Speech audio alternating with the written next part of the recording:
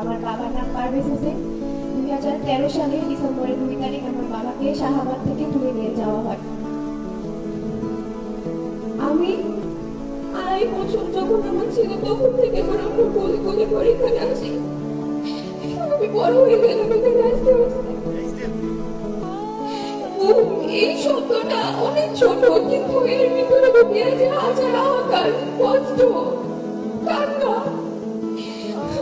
ছোট থেকে একটাই স্বপ্ন যে আমি আমার বাবার সাথে স্কুলে যাবো, কিন্তু এখন পর্যন্ত আমার এই স্বপ্নটা পূরণ হচ্ছে না। আমার এই স্বপ্ন থেকে আমার পূরণ হবে? আমার ভাই কি বাবার মুখটা দেখতে পারবে? এই স্বাধীন দেশে কি আমাদের বিচার হবে? আমাদের বাবাদের কোথায়? আমাদের বাবাদের কেন গুম করা হয়েছিল?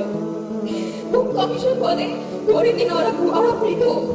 কেন এটাকে হাতে রক্ত আমরা ধরে নিব আমাদের বাবার হাতে? একটা দল করা কোনো অপরাধ না, দল সবাই করে। এর জন্য এটা কেমন বিচার এই বাংলাদেশে?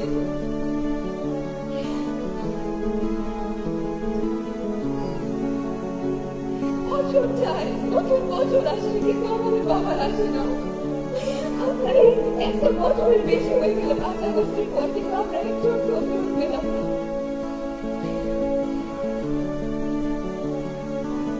আমি তারেক রহমান চাচুর কাছে আশা করি যে আমাদের বাবাদের খুঁজে নেবে, এই বাংলাদেশের মাটিতে বিচার করবে এই